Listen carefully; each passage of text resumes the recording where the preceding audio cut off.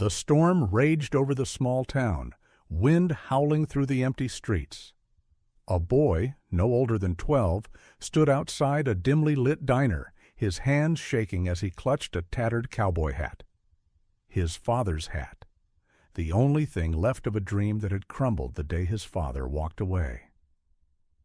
Inside the diner, laughter erupted from a group of men watching a Clint Eastwood Western on an old TV.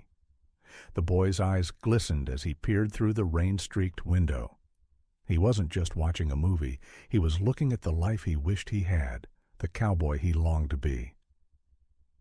But in his heart, he knew the truth.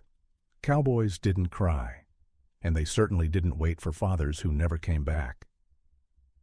Jake had always dreamed of being a cowboy, riding horses, facing danger with courage, standing tall like the heroes in the old westerns. But dreams didn't pay the bills, and they certainly didn't mend broken families. After his father left, his mother struggled to keep them afloat. Jake spent his days after school cleaning tables at the very diner where he now stood outside, watching his heroes from a distance.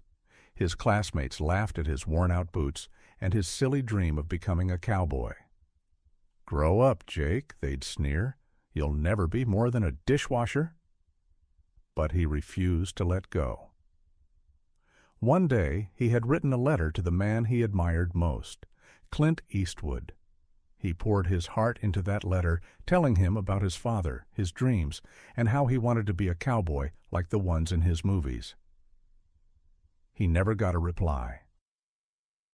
On the coldest night of the year, Jake was closing up the diner when he saw an old pickup truck roll into the parking lot. The door creaked open, and a tall man in a weathered leather jacket stepped out. Jake's heart stopped. It couldn't be. The man took off his hat, revealing the unmistakable face of Clint Eastwood. Jake felt his throat tighten as Clint walked toward him, holding a crumpled letter in his hand. "You wrote this?" Clint asked, his gravelly voice cutting through the cold air. Jake's breath hitched.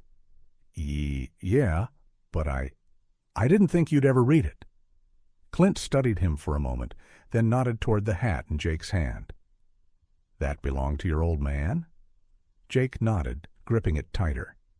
"He used to tell me I'd be a cowboy someday, but he left, so I guess he was wrong." Clint's eyes softened. "You know what makes a cowboy? It's not the hat or the boots. It's standing tall when the world tries to knock you down. It's getting back on the horse, even when you're scared." Jake swallowed hard. "But I don't have a horse." Clint smirked. "Then let's find you one." The next day, Jake found himself in a dusty corral outside town, staring at a beautiful brown Mustang. Clint had pulled some strings with an old friend who owned a ranch. "Go on," Clint said. "Show me what you got." Jake hesitated. The Mustang was powerful, wild, just like his dreams, so close, yet so untamed. He took a deep breath and climbed into the saddle. The horse bucked wildly, and fear gripped his chest. For a moment, he thought about jumping off. Then he heard Clint's voice. "Cowboys don't quit, kid." Summoning every ounce of courage, Jake held on. The Mustang fought, but he refused to let go. And then, just like magic, the horse settled beneath him. For the first time in his life, Jake felt like a real cowboy. Years passed. Jake never saw Clint Eastwood again, but the encounter changed him forever. He worked at the ranch, learning everything he could about horses and the cowboy way of life. He trained, competed, and eventually became one of the top rodeo riders in the country. But more than that, he became something his father never had been, a man who kept his promises.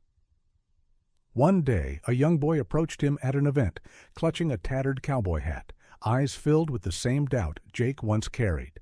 "Mister, do you think I could be a cowboy?" the boy asked. Jake smiled, kneeling down to meet the boy's gaze. "You know what makes a cowboy?" he asked. "It's standing tall when the world tries to knock you down. It's getting back on the horse, even when you're scared." The boy's eyes lit up with hope. After the event, Jake returned to his trailer, exhausted but content. As he sat down, he noticed an envelope waiting for him. His hands trembled as he opened it.